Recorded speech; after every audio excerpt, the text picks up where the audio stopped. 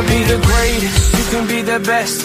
You can be the King Kong banging on your chest. You can beat the world, you can beat the war. You can talk to God, go banging on his door. You can throw your hands up, you can beat the clock. You can move a mountain, you can break rocks. You can be a master, don't wait for luck. Dedicate yourself and you gon' find yourself Standing in the Hall of Fame. Yeah. And the world's gonna know your name.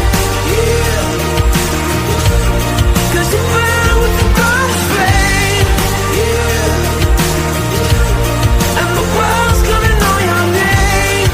Yeah. And you'll be on the walls of the Hall of Fame. You can go the distance, you can run the mile. Live from Milwaukee, Wisconsin in Studio B, you have entered the Generation Evolution. This is a recorded show on YouTube and on Spotify. I'm Blake. I'm Mark. And welcome to the show. This is a special Friday mid-afternoon, evening edition of the show. We have just dealt with two massive thunderstorms. So hopefully we can get through a good about half hour without another storm. So, anyway. All we can do is give it a shot, right, buddy? Exactly. We're opening it up, obviously, with the script and Well I Am, thinking Hall of Fame, sacred tradition. We open up with this. So, because I'm lazy and I'm a little tired, I decided we're not doing this in the studio today. I'm upstairs, in my chair, in the living room. I call it Studio B. On the TV is actually the WrestleCon Super Show. That was from yesterday. Okay. I'm currently watching that, and the background is actually my sixth show already this weekend. So, damn, you're taking in all the sites. Because today I watched the program now, and I watched TNA. So now I got this on. Tomorrow I do plan on watching Bloodsport before NXT. So that's tomorrow. That's not today. Today, we're here because the Hall of Fame is tonight. And I know a lot of people listening to this probably won't be able to listen to this before the Hall of Fame because they're probably watching some other wrestling show. But the cool thing about this is it's easy to listen to no matter what. It's pretty much going to be me throwing it to Mark and letting him do his thing about our Hall of Fame inductees. Maybe I'll chime in here and there, but mostly I'm going to let this one be Mark's show. You know what? Is it me or is the Hall of Fame list getting shorter every year? Well, what's interesting is that we have, obviously, our main eventer. We have one other star. We have a woman. We have a tag team. We have the new Immortal Moment, which we'll get to. And then they have the Legacy department, which we're going to start with the Legacy names. And we have three people going into the Legacy wing. So we'll start with those, and I'll throw it to you to do your thing. First person up is Ivan Koloff. Oh, my God. I remember the first time that I heard the name Ivan Koloff was in the Jim Crockett territory, NWA. He had another tag team partner. I think it's Ivan Kerdoodle. They wrestled as the Mad Russians. Ivan always brought his chain with him that he wore around his neck and used in the ring. Also used on opponents. Stiff type of person. You would know it when you got hit by him. But always a thinker in the ring as far as what needed to be done. Then went off on his own for a little bit, and then lo and behold, brought in again under the Jim Crockett Promotions, but this time I believe that's when it was switching it from Turner. His nephew, Nikita Koloff, they called him the Russian Sickle because of the finishing move he had. But Ivan was always a thinker, always in the business, making sure that if you're doing a match, that you do the match well and you finish and you stayed in character until the cameras were off, and also kind of schooled some of the younger wrestlers on what they needed to work on, which was good. But he was one of those that I'm telling you that when he was in his persona, man, he scared you shitless. And when he brought that chain in and started banging around with it, I believe there was a story about Ivan and wrestling a bear, and the bear was declawed. Was that real? That's the story that I've heard that happened. story. And the bear was declawed, and some of the teeth were missing, and the bear was elderly, and they wrestled, and I believe Ivan won barely, but he still had some marks, from the bear, and the bear, he didn't take into account how heavy the bear could be, and Wow. won. And I guess there were other wrestlers that, because the bear thought he was playing, and that's how the bear played, didn't want to let go of Ivan for a while. So, Well, there you go. So I said I'm watching the WrestleCon Super Show, and while you were talking, they introduced Sean Mooney.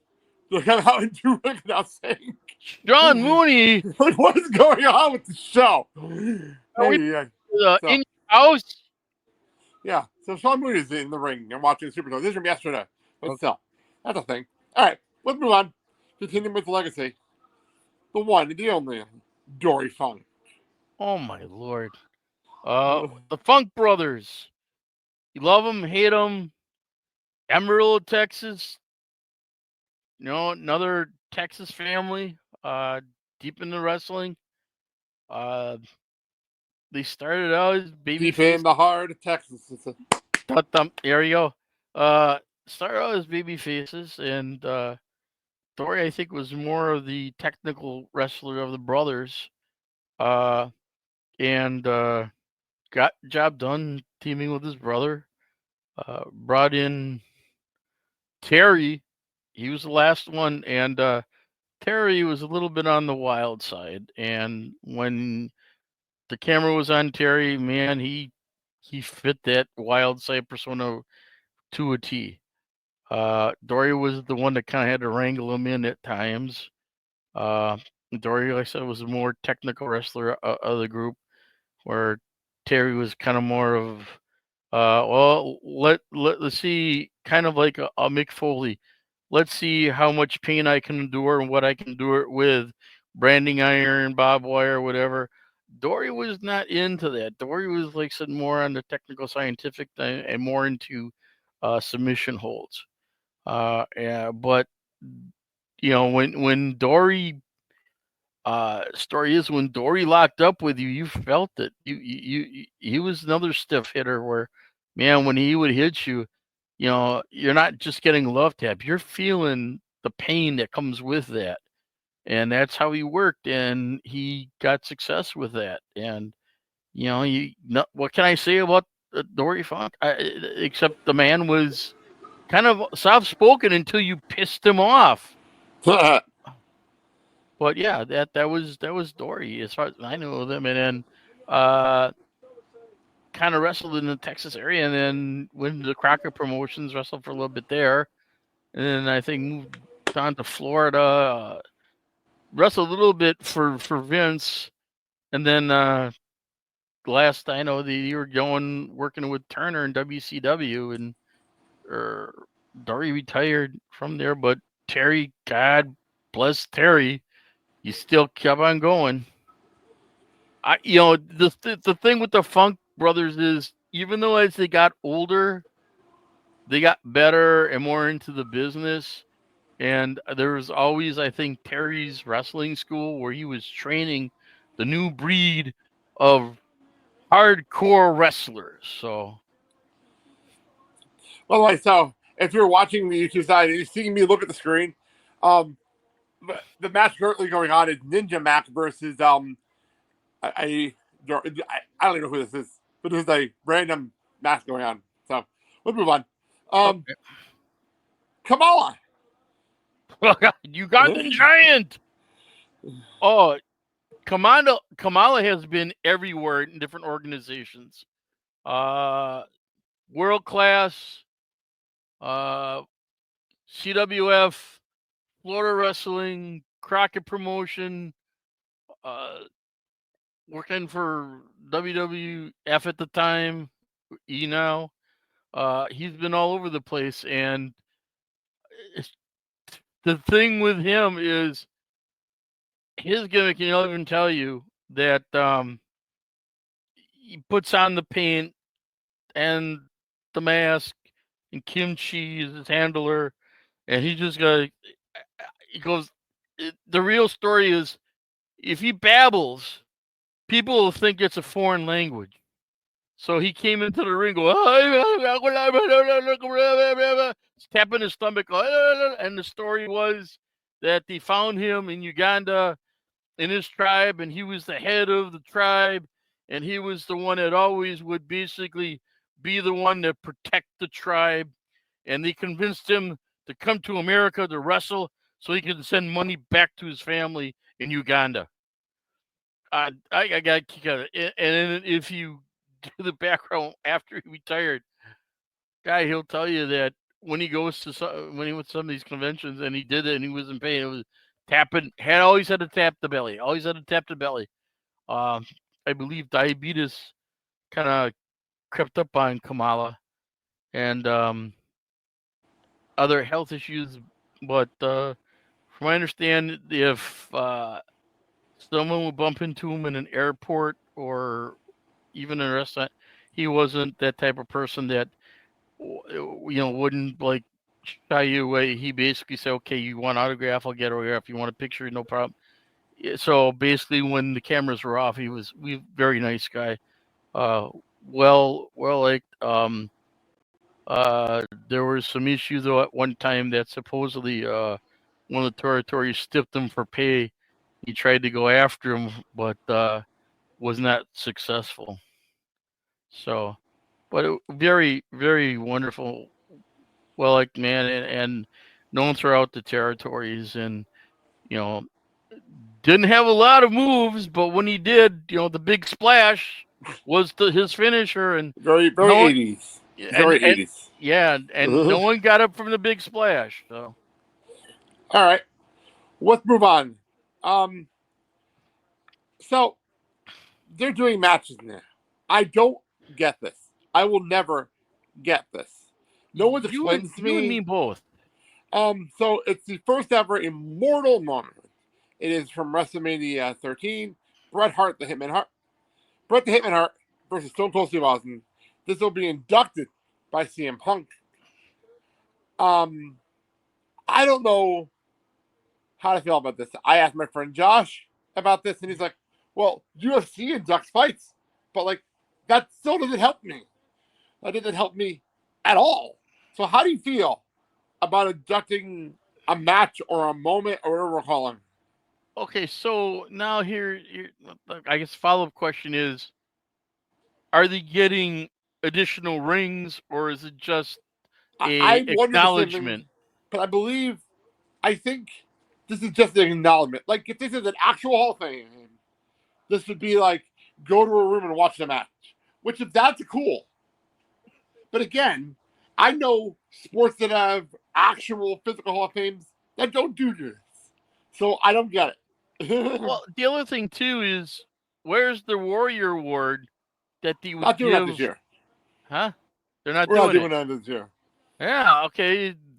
Can someone answer that question? What happened? Well, was there a falling out between Dana Warrior and... yeah, probably. Okay. Well, I don't think Dana Warrior, I think, got released during the merger. I think.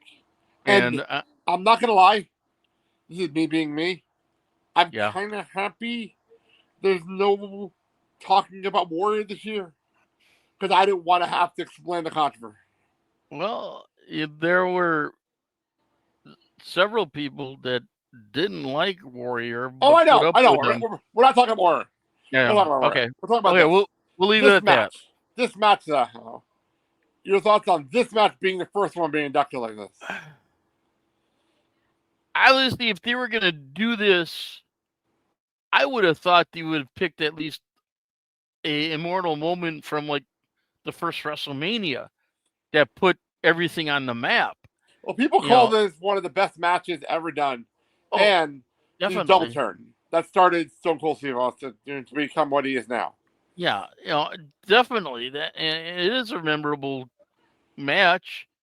I mean, if I remember, I believe it went almost to the time limit, and back and forth, blood, pain. Brett had him in the sharpshooter, and I don't think he tapped. I believe he tried to reverse it, and in the process there was other things, but it was one of those where you basically thought that Brett was going to basically come out on top and basically not have to worry about the length of the match, but that wasn't the case. So, by the way, to answer your question, this was a 22:05, and it was no disqualification submission match, and Ken Shamrock was the referee. Yeah, and the match ended by ref stoppage with the bloody Stone Cold face.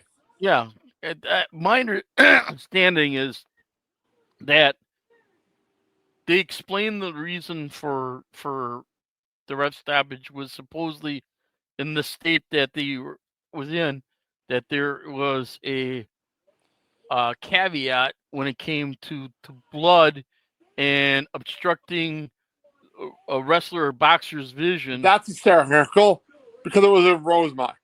It was in Rosemont, Illinois. That's funny to me. Yeah, so that was the thing they were using for the reason why Shamrock stopped it, because a lot people kind of thought, what the hell was going on? Why is Shamrock making a stoppage? And I'm guessing he got this from. Oh, of course. Yeah, we go with it. So I mean, yeah, the match very, very memorable for both combatants. It came down to, once again, Brett, the excellence of the execution, and Stone Cold, the kick ass and whoop ass, and to me, I think if they would have had a different referee, I think things would have been different. Fair enough. All right, let's move on. We have a team who kind of spoiled their entry before they announced it. And it is the natural disasters, John Tenta, Earthquake, and Fred Ottman, Typhoon. Yep. They have not announced who will be inducting them. I wouldn't be shocked if it's like Cody or something like that. But, good. All yours. Two guys. And if you want to talk about them as a team or individually, you do your thing. Well, let me start off first with John Tenta, who basically Canada, did Canadian wrestling, got into American wrestling, trained from wrestlers from Jim Crockett promotion, including the Road Warriors that helped train him, and along with other top stars in the Crockett promotion. Big man, agile man. One of these guys that basically, when you did the finishing move, when you kind of sat on your chest, there were people that said it felt like an elephant was on top of him, which is probably accurate, very accurate. His thing with Earthquake is he would stomp around the opponent, and the finishing move, the big stab, was the landing on the chest, hence the name Earthquake. But very gentle man, very, very nice, very humble, family man. Found his way into the Vince organization, and Vince at the time loved big men, loved giants, loved those people, and was amazed how John could move and know his cardio is limited and work the program around it and was successful as a singles wrestler. Fred Ottman, I believe, started in Florida territory, and one of those where, big guy, looked like he could do some things. He did. It was a limited, but I remember when he first came in, his wrestling gimmick, and I don't know if you remember this. Do you remember the name Tugboat? Yes, I do. Yes. That's how he came in with Tugboat, and he wore sailor's hat like Gilligan, and had a striped shirt, red and white, and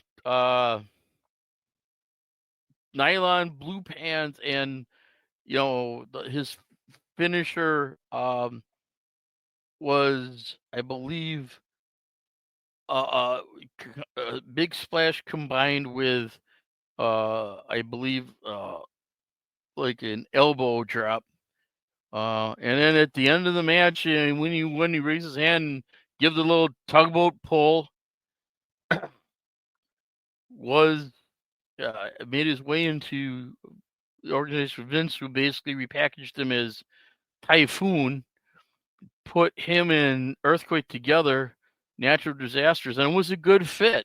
They were good for each other, and the wrestling style they had, even though it wasn't scientific, they did put some, basic moves on, and their matches weren't that long because of cardio, but what they could do, they did damage and had a line of victories and losses for their opponents, and win after the tag straps. And man, I watched these guys move, and I was amazed how these big men could move, coming off the ropes, come off the second rope. I mean, it was amazing to watch both of them work, and they were cohesive as a team. If I remember right, too, I believed Bobby Heenan also managed them for a little bit, and they did find tag team gold, and they were successful in that. And there are times the crowd either booed them or cheered them. And the story with Fred Ottman is another wrestler that, when the camera's very fair, friendly, and humble, and appreciate the fans, wasn't afraid to take pictures and sign autographs. Fred's still alive. God bless Fred. He talks about stuff, and of course, there's one thing that he brings up, because everyone brings it up no matter where he is for any convention signing, was when his time in WWE was over and went to WCW during the Turner phase, and Hogan brought him in to be like in his wrestling stable, and was supposed to be introduced as the Shockmaster. Fred, and this is his story, that they got some styrofoam stormtrooper mask, basically sprayed it, colored it gray, and put glitter around it. And the thing is that when he put it on, they didn't have room for eyelets, so he couldn't see. So it's like he had to put this headpiece on for as best he could, and kind of look down to watch his feet so he wouldn't trip. But as he announced him and he came in through the wall, he kind of tripped. The headpiece came off. He kind of knew that was him, put it back on, and the Shockmaster didn't last that long.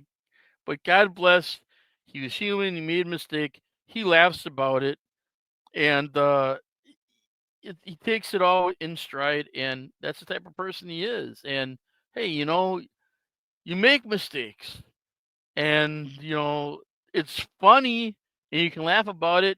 And he said, thank God he didn't get hurt doing that, because that was what he was afraid of, because he couldn't see through that headpiece. Wonderful person. John, though, his partner Tenth, I believe it was in 2003 2003 or 2007, died of bladder cancer.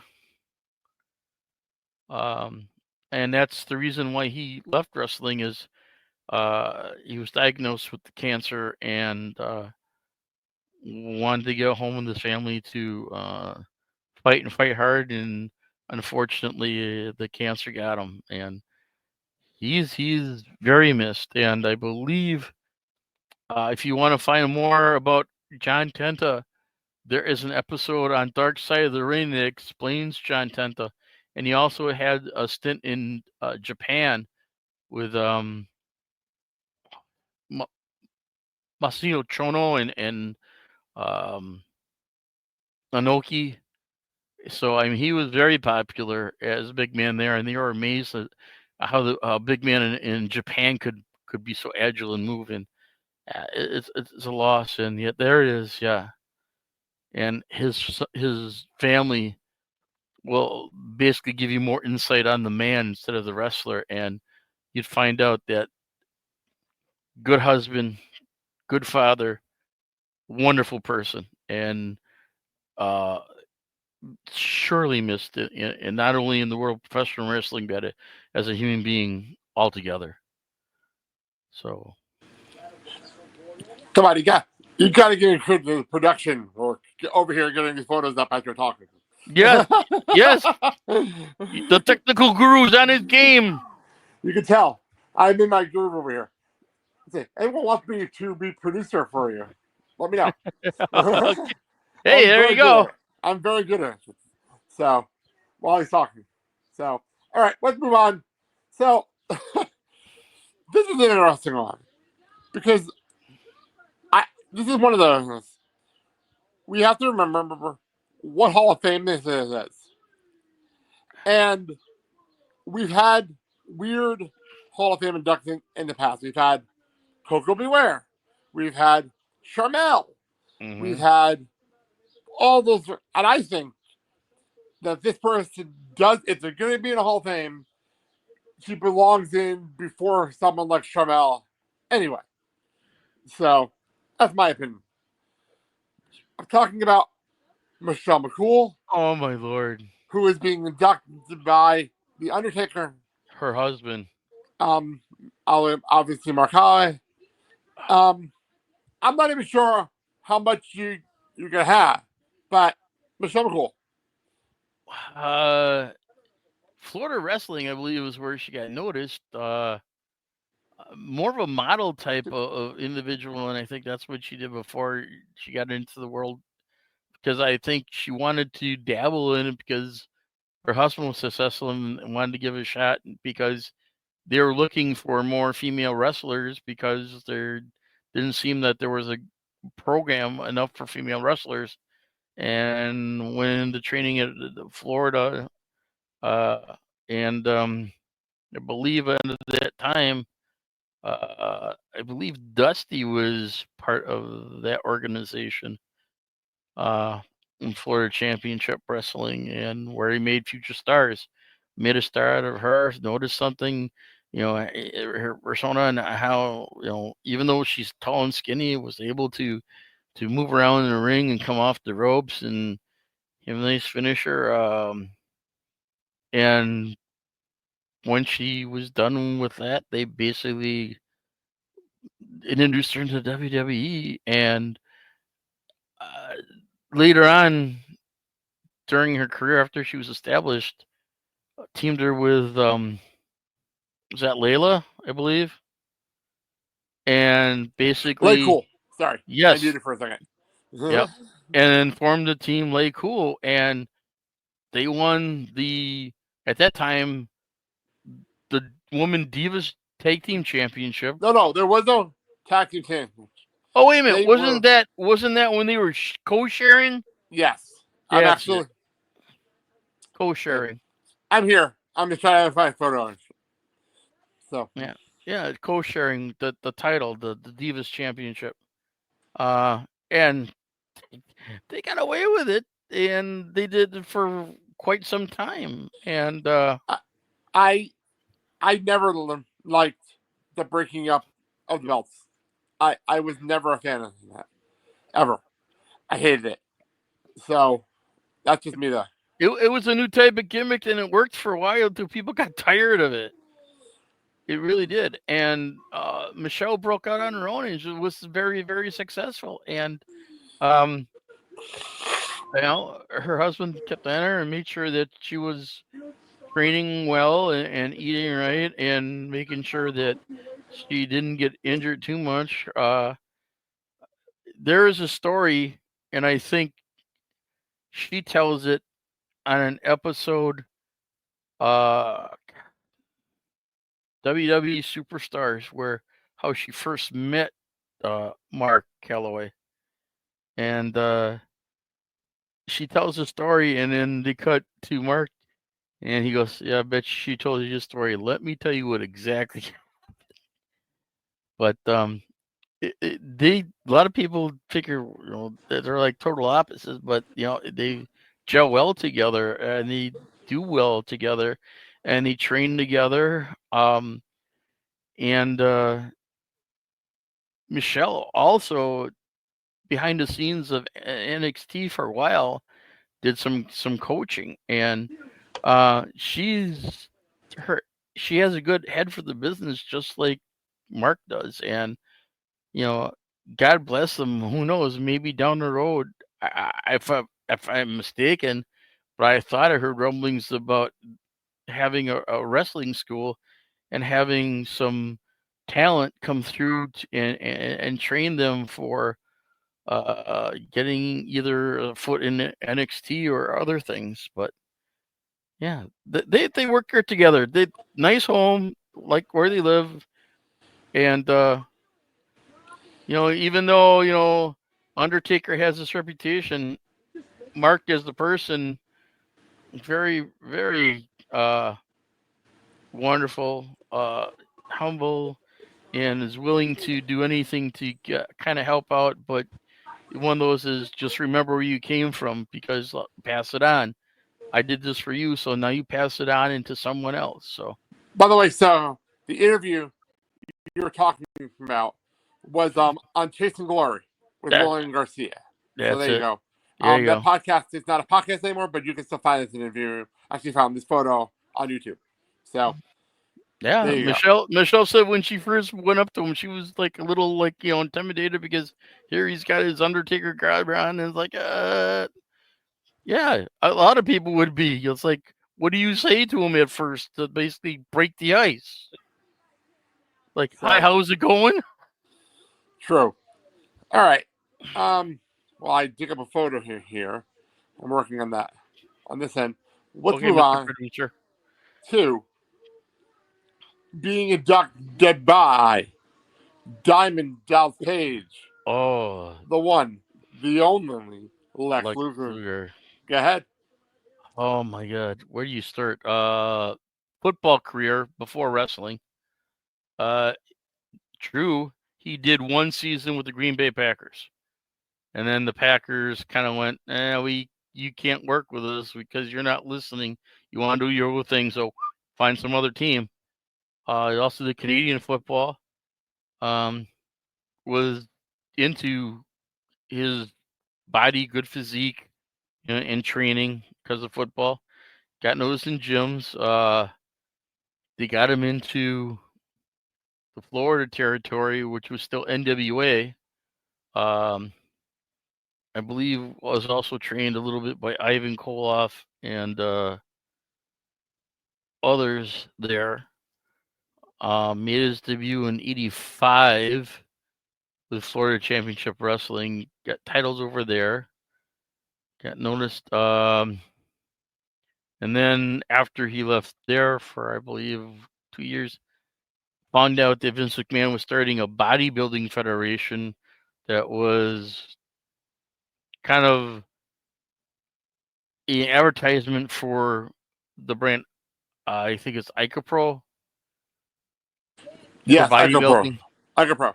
Right. They basically had their logo on everything for that. I think Vince named it the World Bodybuilding Federation, the That sounds WBF. right.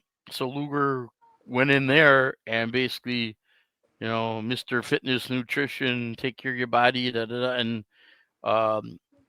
was all set to kind of compete for that. And then injury happened as he was training, where had to put the plate in his forearm. And then Vince kind of recognized, well, that if I can't use him for bodybuilding, then maybe I can use him as a talent and put him in WWF, and brought him out as, I believe at first he came out, I believe it was a narcissist, because he's just into himself. And it showed the way his physique was and everything. And when a lot of people looked at his physique, two questions came up: was one, is it natural? And two, is he taking steroids? And of course, it's like, no, I'm not touching steroids. I'm not using anything. This is all hard work and stuff. And I was about to ask you, was it ever proven if he was on steroids? there was a wellness policy that happened.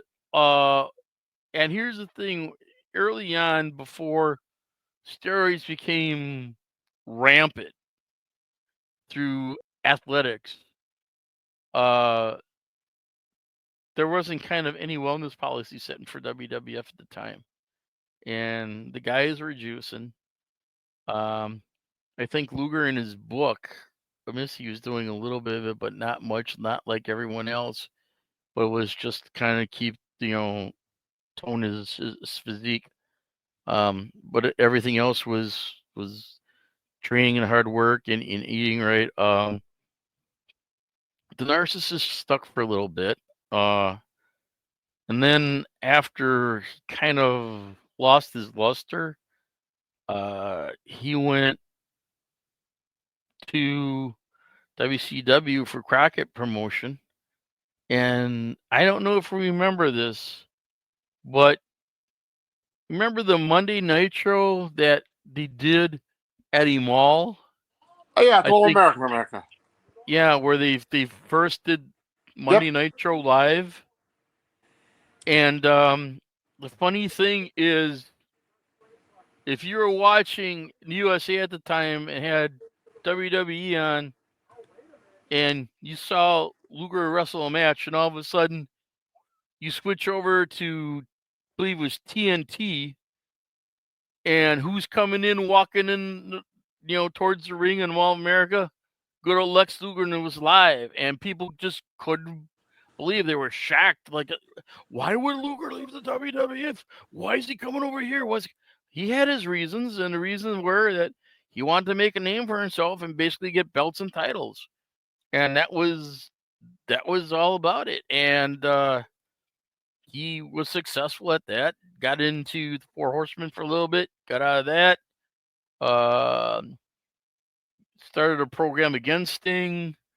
I believe too that a friend of Barry Windham, who also helped train him, and then they had a tag team. I think it was the Twin Towers at the time. They kicked some butt. Then they feuded. Eventually, you also had a feud with Nikita Koloff, which was when I think he won the United States Championship belt. Challenged to go after the heavyweight belt. Had that. Had a program with Flair for a little bit. Him and Sting were tagging, and believe it or not, in the background they became good friends. They opened a gym together, were successful with that for a little bit until it waned off, and they end up selling it. And then Lex goes back later on to work for Vince. And this is where the popularity for Hogan's waning down.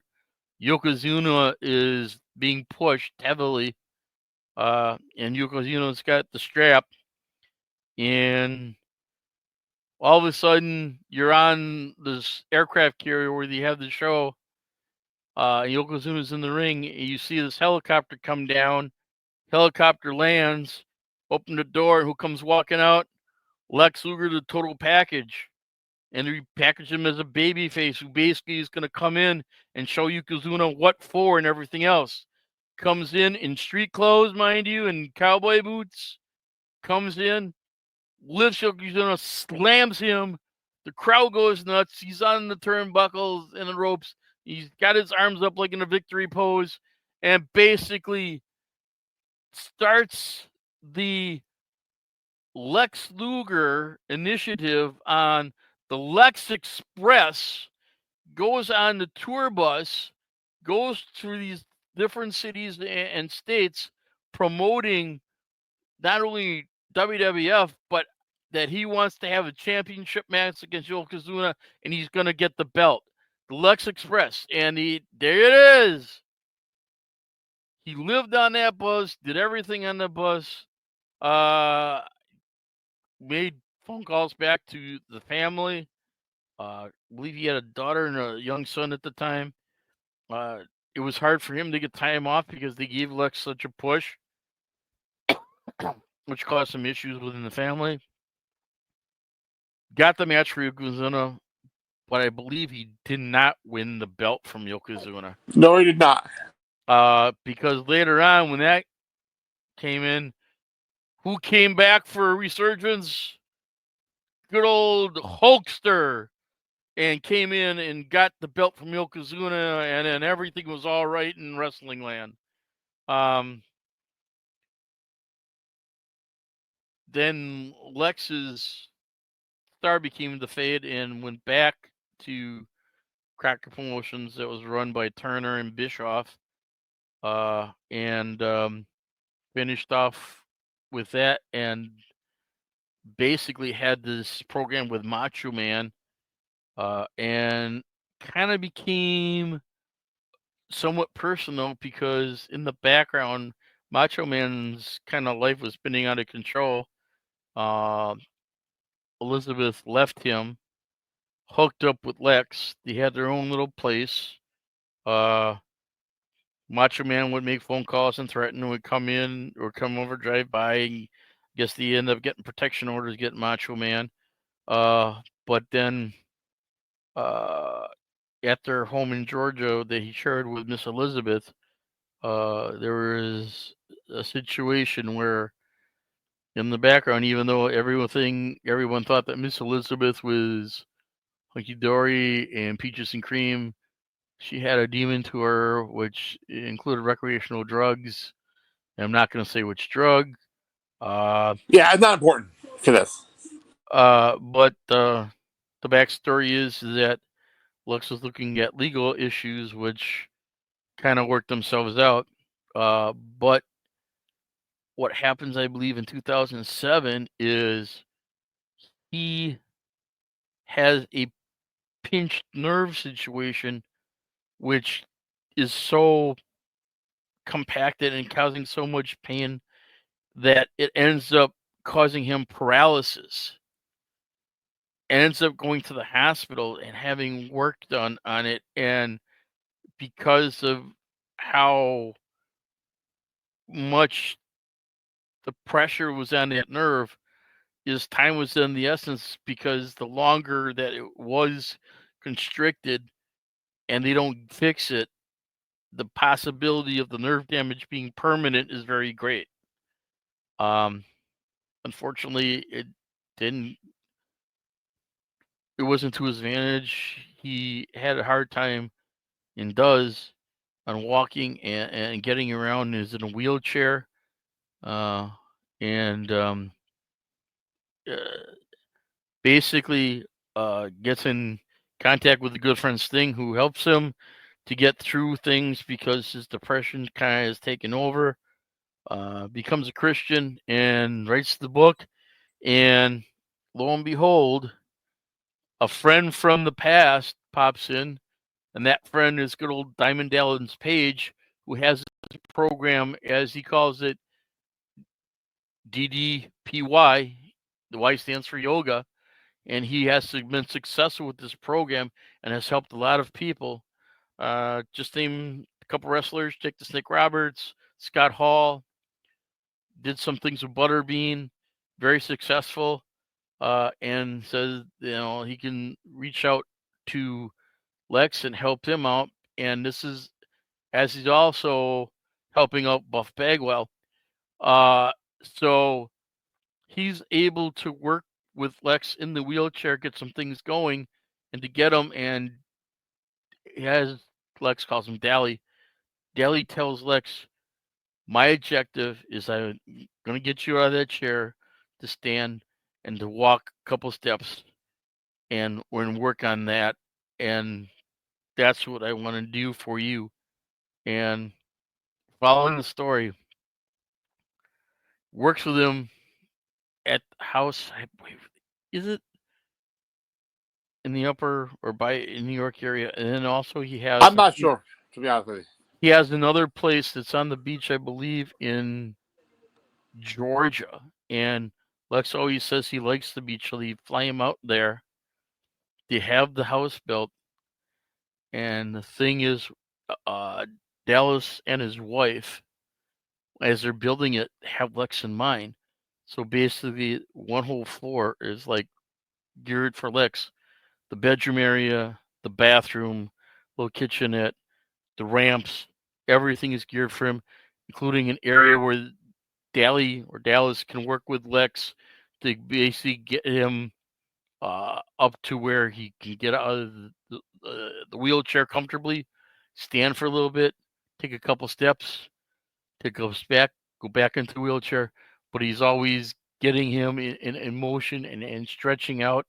And God, God bless damn Dallas Page, because the man takes on a lot, and his goal is, I don't want anything back. My gift is I want to pass this on to you so you can be successful, so you can be better, so you can have that sunlight, that moment that basically you haven't had for a while, to feel good about yourself and others. And God bless Diamond Dallas Page for what he's doing. And Lex couldn't have picked a better person to induct him, except it was between him and Sting. And my understanding is that the powers that be chose Diamond Dallas Page instead of Sting, and it's a good fit for especially what I'm wondering if Sting didn't get asked because he's still technically signed by AEW. that's true. And the thing that I think that I'm hearing is that he's going to make an appearance for the Hall of Fame, and AEW is okay with that because of the situation. So Tony is okay with him. I haven't heard that at all, so I have nothing about that. So don't be surprised if maybe he makes a surprise appearance and surprise Lex for that, which I think would be fantastic. I will believe that when I see it. I just don't think it'll be on the air. Very emotional moment.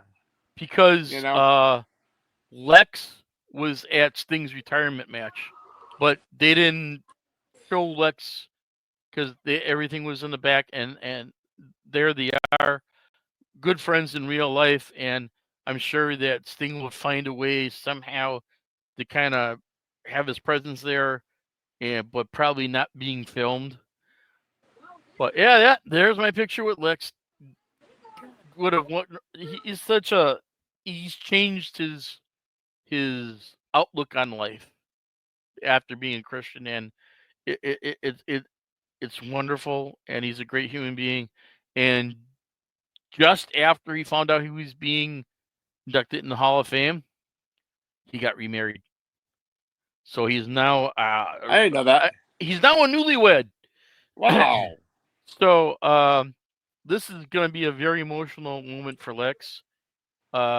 Whether he stands or walks to the podium, I have no idea. I'm sure that they'll make things accommodable for him. But this is the one where you better bring the Kleenex box, because it's going to be very emotional and you're going to tear up. And trust me on this one. Hey, it's okay if guys cry, because that's what, that's normal. And kudos to Lex. True thing. You want to know how he came up with the finisher, the torture act? How? Dusty Rhodes. Of course. Dusty was the kind of one that's there. Put this guy on. We'll call it the torture rack. Yeah, make it All look right. like you're gonna break the guy in half. Let's move on. Last one. The main event of this. If you're watching any WWE programming, you know about this already. I don't believe the story that he didn't know, but whatever. Let's go with it. It is the boss, Paul Levesque, Triple H, being inducted by Shawn Michaels.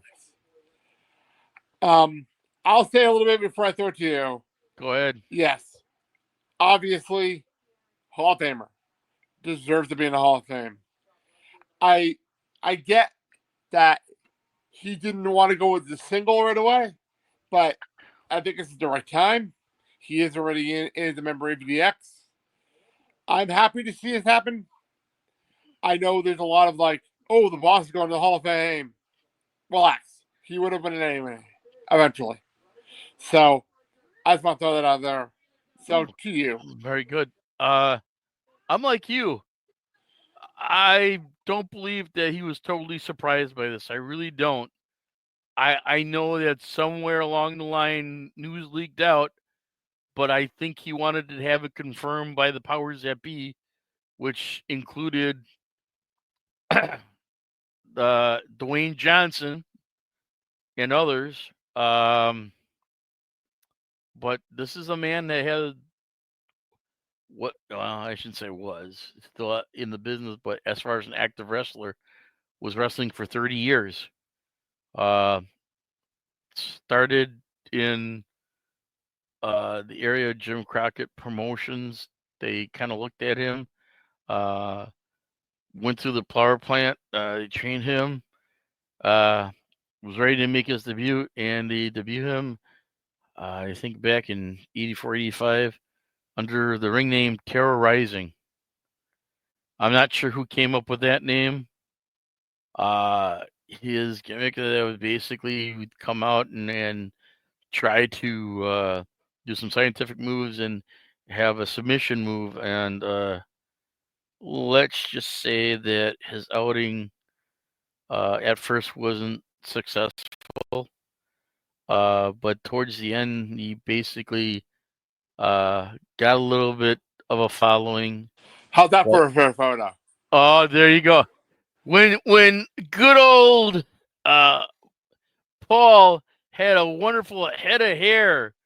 I'm telling you, this guy, I was jealous of the way his hair was.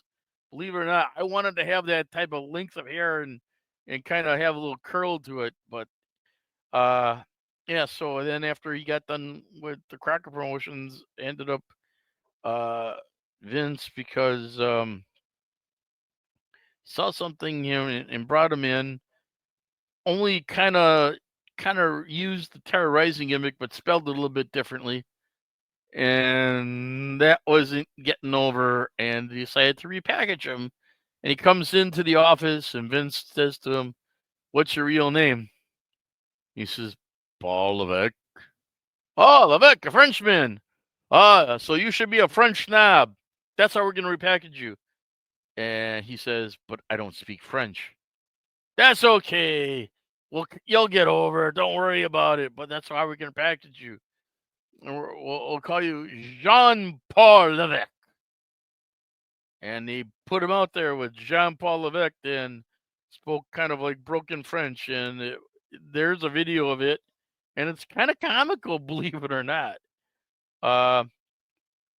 Character Jean-Paul Levesque didn't get over too well, kind of mediocre. So they had to kind of retool this and go, let's see where we can go. Well, we lacked the aristocrat snobbish persona, but maybe we change it up to where instead of being French, you're kind of like a nobleman from Europe, like Britain and London, and then we package him as Hunter Hearst Helmsley, the snobbish British aristocrat, kind of like a blue blood. Was he British or was he making fun of people from Connecticut? I think it was a little bit of both he was having fun with because of how the part Connecticut is, the Hamptons and things like that. And came up with this robe that was just make him look like he was regal and spoke very eloquently. And I will, in his promos, didn't lose control, but very like in control. And I'm going to give you a thrust, beating and the beating of your life, and you'll never forget that. And promos were, show that they still in that snobbish persona, and would have these wonderful matches, and he was getting over.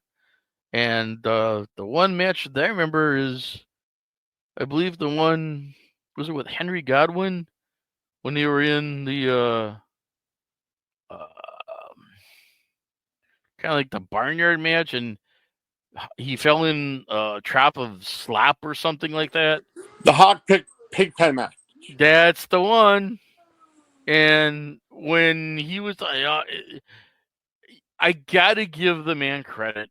When Vince says he wants him to do something, he goes like 100% in on what he's doing, no matter what it is. And at the end of the match, man, he looked like he got slapped by the Hogs. It really did. So no matter what Vince told me, he went in like 100% in on this, whatever. Didn't want to cross the boss. Good hard worker. And then as this Hunter Hearst guy is kind of getting over, there's other talent in the organization that's all we're getting over big. And this is the time where the Rockers are breaking up, and Shawn kind of becomes his own person without Marty, and now is Shawn Michaels the Heartbreak Kid and catching over, and he establishes his little clique or group, which is comprised of Scott Hall, Kevin Nash, and Sean Waltman, and later on they make room for Triple H. That's what they called him, and then they repackage him, Triple H, as the fun badass. That's with the clique. And then as the clique kind of disperses and they go on to their different ways, it's Shawn and Hunter, and they come out as the Generation X. So just hang on. Here is the click. Then and now. Yep. So that's where I was trying to find my picture of the click. Yep.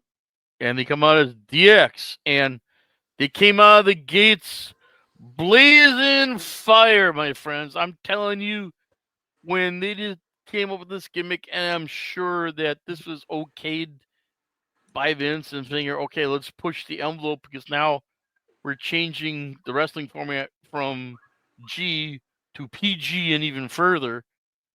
And came out and they did a lot of sexual innuendos, and in their vignettes it showed, and some things say on the risque side, and they pushed it as far as they could without getting shut down by the FCC and other I will say entities. something about DX.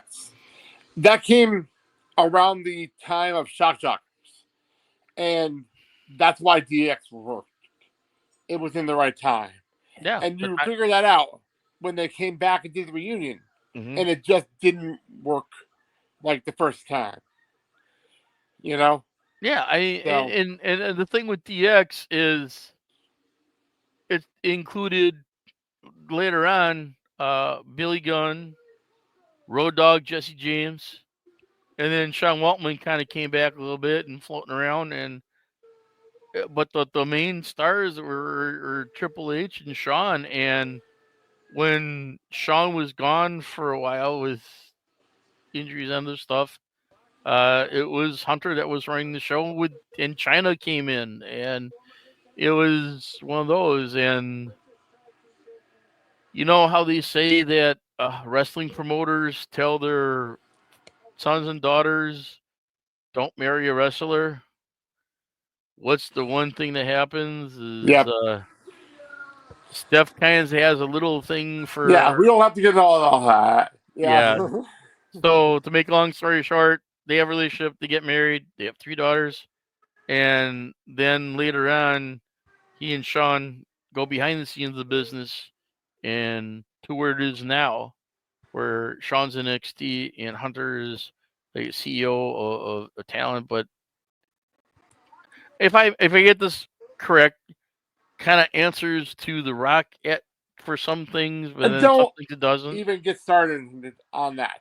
Yeah. Like, But this is a man that had a head for the business and basically tapped into wealth of information from older wrestlers like Dusty Rhodes, like Dick Murdoch, uh, like uh, Black Jet. When all of these, as far as how the business goes, and talking to the Briscoes and everything, and okay, how do we want these guys to do the promos? How do we want the vignettes?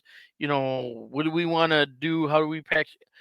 He was like a sponge and basically took in all this because he knew that when he retired from professional wrestling as a wrestler, he wanted to get into the business behind the scenes and make the business more successful and better and take it to the future where it belongs and come up with new bold creative ideas that are different and it shows. I mean, look at the digital media that WWF has and what they're doing and on Peacock, on USA, on Netflix, and you know th- everything is done for a reason that basically solidifies itself and being successful. And here's the thing with you want to call him Triple H badass, you want to call him Paul Levesque, call him boss, whatever, is that I'll call him Papa H. I'll call him Papa H. Papa H. Okay.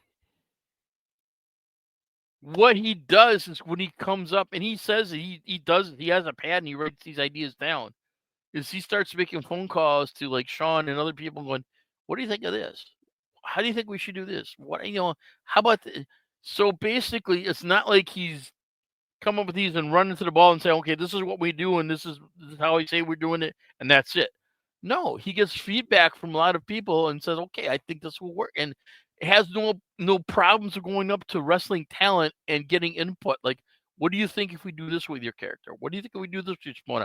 How about we change your finishing move to something else? How about so he's always thinking, and God, I don't know how much sleep he gets, but I always see him traveling, and then he's always talking to Steph and the family, and always in contact with Sean, and they have their meetings. And this is a man that has taken something and that was successful and made it even more successful and better. And I wish nothing but the best for him on taking WWE to future levels and beyond, and then passing this on to someone else that has that same type of drive that he did to make this brand even more successful. So kudos for doing everything he's done. He's in the right direction. He has everyone working, together in unison, and it's really great. And I know this is a hard position for him, and he deserves it. He deserves to go into the Hall of Fame. He's worked hard for it. He should get recognized for the hard work he's done in this industry, because if you tell me that he didn't work his butt off to get where he is, I'd tell you right to your face, you're wrong. He lives and breathes for this industry. It's in his blood, in his veins. He's happy what he does, but he also has his own time that he knows he has to de-stress from this, because a lot of things kind of build up and he needs to basically de-stress and be able to think clearly. So, hey, this man has done it all, seen it all, and hopefully we'll see a lot more in the future. All right, so that is where we end this. By the way, I did have to mute it because on my end, because I do have the wrestling show on, and Maki Ito was during her end, so I had to mute it. Okay. So we're gonna close this out with a little bit of Motorhead, King of Kings. The closing's out today. We'll keep this short and sweet. Find us on all the platforms you see on the screen at Generation Evolution. Go find Christian on YouTube at the Film Center. Join me and Christian on Sunday morning to talk about Night 1 of WrestleMania Live. And the three of us will be here on Monday for Night 2 recap. Dad, anything else you want to say? All I want to say is get a chance. Go watch WrestleMania, whether it's at Dave & Buster's or some other place. Watch this, because I'm telling you right now, within the 2 days, if you say that you're not getting your money's worth out of this, you're sadly mistaken. They're pulling out all the stops in Vegas to make this a very successful, not only for Vegas, but for WWE. And the card they have is great for the 2 nights. And if you say that you're not entertained, you're lying your ass off. All right. On that note, this has been a crazy week. I'm tired. I'll see you on Sunday morning, my birthday morning, to talk WrestleMania Night 1. Till then, I'm Mike. I'm Mark. And you've been in the Generation Evolution. Have a good day, everybody. Have a great WrestleMania weekend. Their screams echo loud in the place of their death. Thank you so. Ripped open, they die with their final breath. They hail the King of Kings. Bow down to the King. Thank you so very much. Goodbye. Mwah, and good night.